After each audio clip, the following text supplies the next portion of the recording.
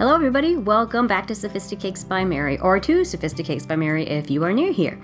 For this video, I thought it'd be fun to show you how I made this simple, two-tiered cutting cake for a wedding that had a textured edge on the top, textured rim, and a rose gold splatter. So if this sounds like something that sounds interesting to you, please stick around. We'll get right to it after the intro.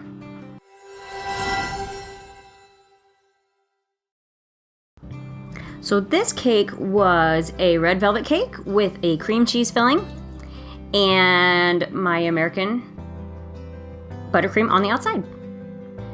This cake baked up fine, but for some reason it was really crumbly. It was not dry. Trust me, it wasn't dry.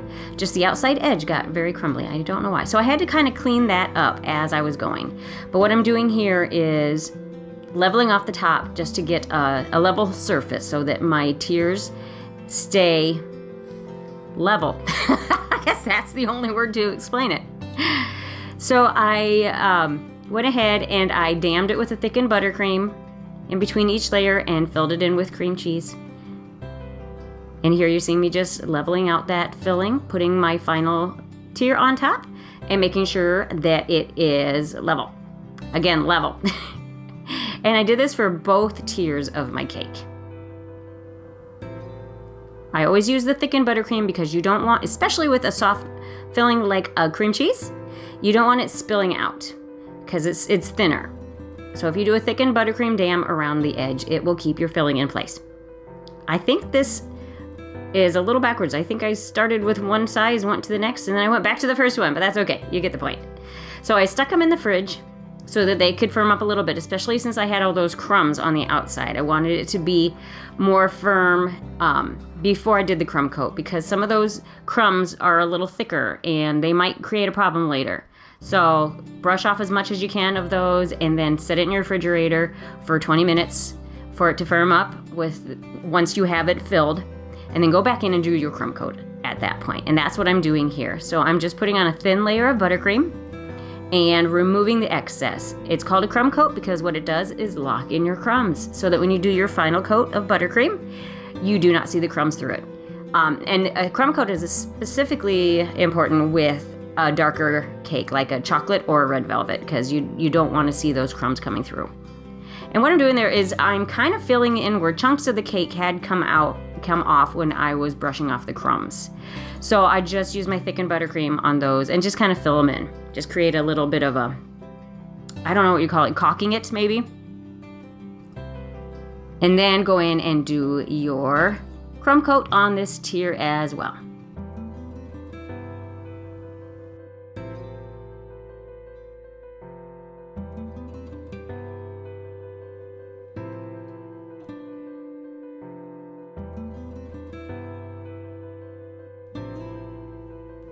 And once your cake has chilled in the refrigerator for 20 minutes or the freezer for 10 minutes, with your crumb coat, go in and start applying your first layer of final coat or top coat. I end up doing typically at least 2 layers of buttercream after the crumb coat.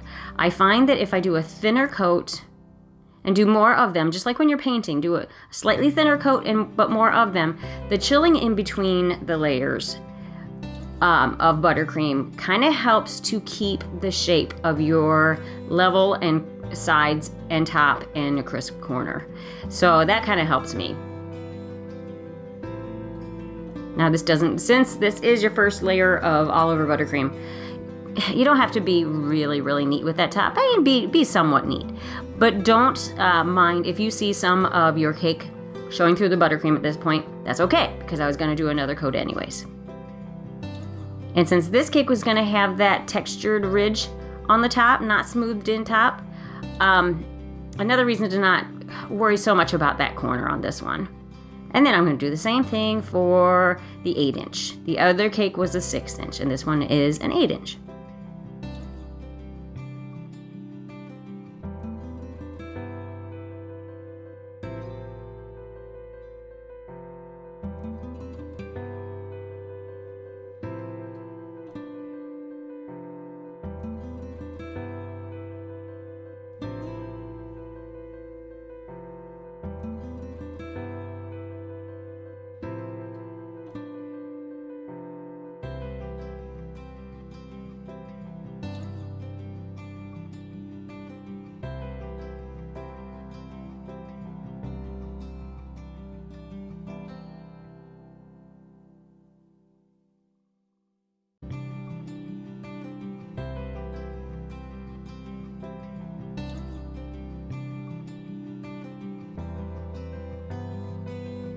And once you get this first all over coat done, go ahead and pop it in your fridge while you work on the other tier.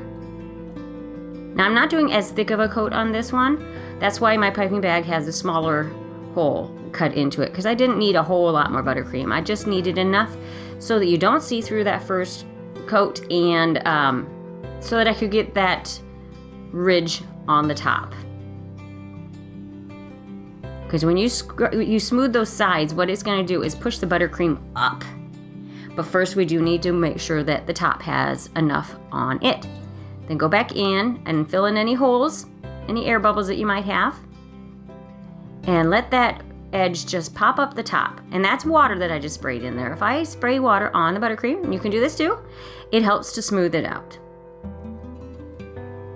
I get asked that question a lot. What's in that water? What's in that bottle? What are you spraying on the cake? That's just water. And there were a few air bubbles that I could see were going to pop through, so I went ahead and I popped them and filled them in with more buttercream.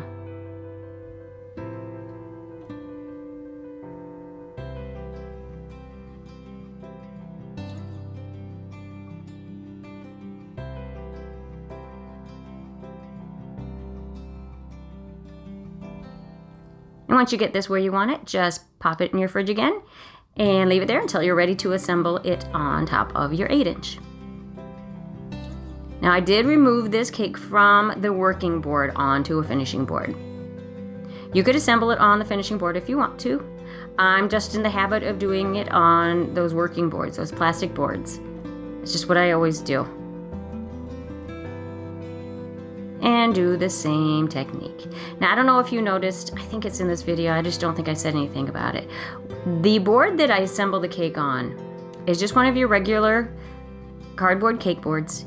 And I always cut the extra cardboard off around the edge after the crumb coat and before the final coats of buttercream. Because what that does is make it so that that bottom edge, you don't see a board. You're not trying to hide a board.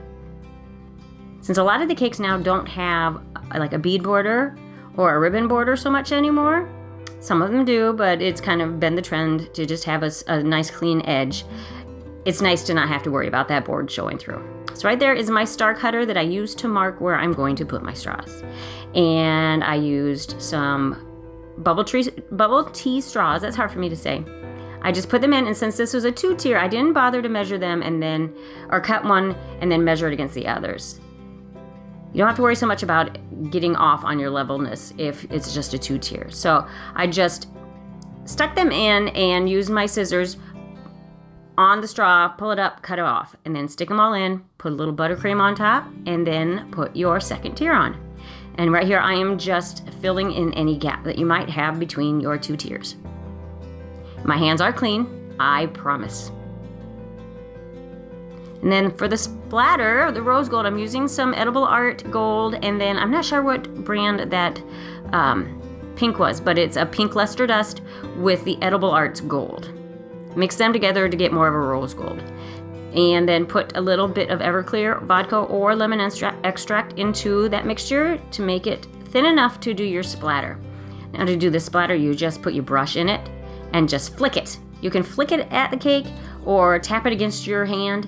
Whatever technique works better for you.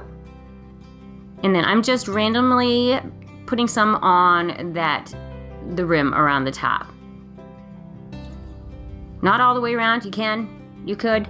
The inspiration photo we had to go by did not have that. So I'm just doing it here and there.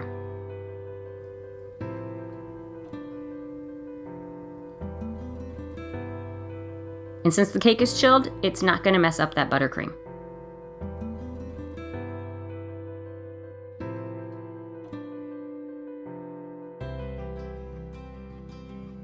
And since the splatter is messy, wipe up your board.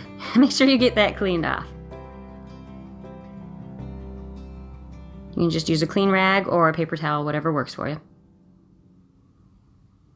And to finish off this board, I used some ribbon on the board. So I just used some double-sided tape there so that it sticks to the board, and then you can stick your ribbon right to that double-sided tape. It works really well.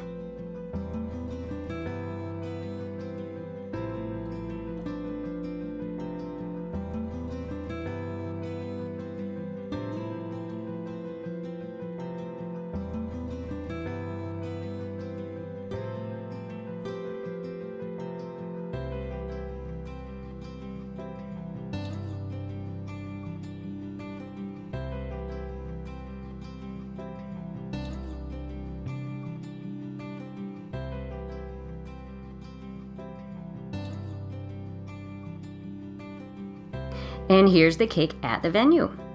We added some fresh floral to it and a topper. I hope you like what you saw. If you did, please like, subscribe, share, comment, hit the notification bell so you know when I upload my videos. And I appreciate you watching. We'll catch you on the next one, guys. Bye.